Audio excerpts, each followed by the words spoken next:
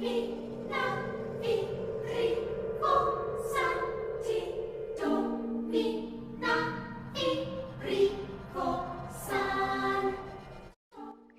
we are Senthil, Felicia, Mega, and Elsa, and as you may have guessed, our video essay today will be on the horror or thriller genre. Some popular examples of this genre include Get Out, Hereditary, and Us. First, we will be discussing conventions before moving on to technical and symbolic codes of the scene that we have chosen from Hereditary. In films, conventions are used to represent certain topics, events, and characters, and many other various aspects. And this will also help the audience shape how they think and feel about certain events happening in the film and the character's development. Firstly, it will be the setting of the film, and commonly, it will be at a secluded area where there is little to no other characters present. Lighting is also extremely important in horror film as it creates a creepy atmosphere. This then encourages the audience to use their imagination to ponder on what is going to happen in the next scene.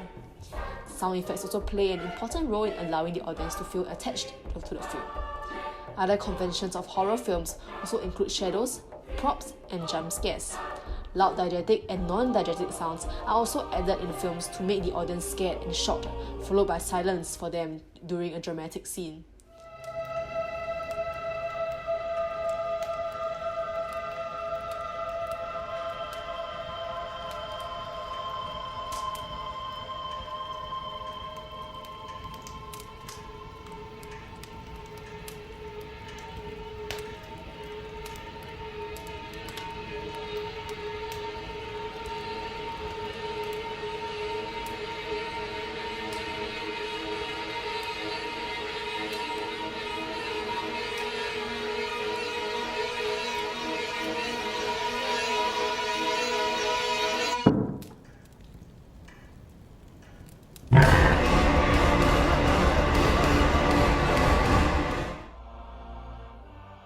Short and quick camera shots are commonly used to create more suspense in film.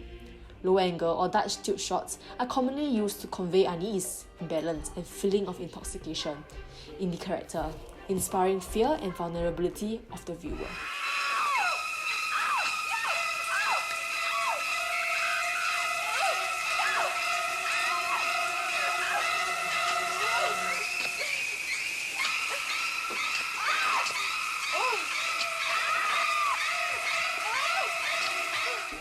Typical characters that can be found in a thriller film are stalkers, such as those in the movie Halloween, criminals, such as those in the movie Seven, innocent victims, prison inmates, such as those in the movie Shutter Island, and psychopaths, like the movie Silence in the Lamb.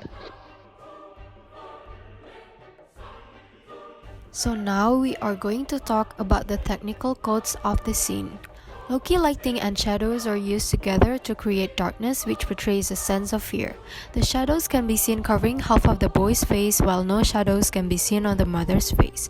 This shows the contrast in power between both of the characters. The mother is more powerful than the boy.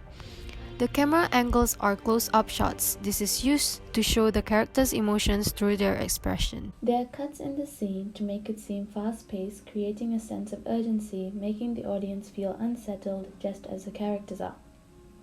There is no other sound in the scene or music to emphasize the seriousness of the scene. The audience can only hear the actual sounds like the sound of the plates and the character speaking. This silence creates an eerie atmosphere.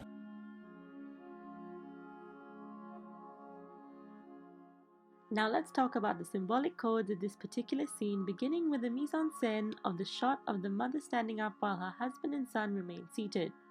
The setting is fairly unassuming and normal, which contrasts the extraordinary situation the family is in, and the horrible things that have happened to them, which you will know if you watch the movie, and you should. Because the setting is so simple, the lighting, acting, and color play an important role in helping us understand the feelings of the mother and her son. Both her and her son's face are covered in shadows, but the father's face is well lit. This could symbolize the emotional states of both the mother and her son, and how they are both distraught, while the father remains completely unaware and powerless to do anything in this scene. The acting is also impeccable and really draws the viewer into what is essentially a heated argument with a horrible twist. The colors of the scene, on the other hand, play an important role in creating the mood.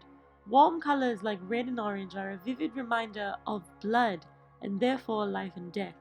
It is no coincidence that these colors are used in tense situations like these, because the color carries connotations of aggression, passion, danger, and urgency.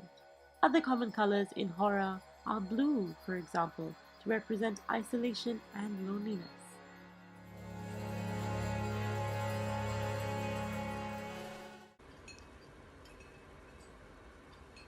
Is there something on your mind? Is there something on your mind? Just seems like you want to say something. Why would I want to say something just so I can watch you sneer at me? Sneer at you? I never sneer at you. You don't have to. You get your point across. Fine. Say whatever you want to say. Peter, I don't want to say anything. I've tried saying things. Try again. Release yourself. Oh, release you mean? Fine. Release me. Just say it. Just fucking say Don't it! you dare swear at me, little shit! Don't you ever raise your voice at me. I am your mother. You understand? All I do is worry and slave and defend you, and all I get back is that fucking face on your face. Well, now your sister is dead.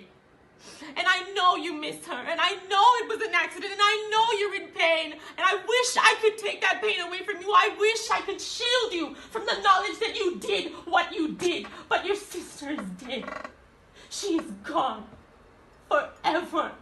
And what a waste if you could have maybe brought us together or something. If you could have said sorry and faced up to what happened, then maybe we could do something with this, but you can't take responsibility for anything.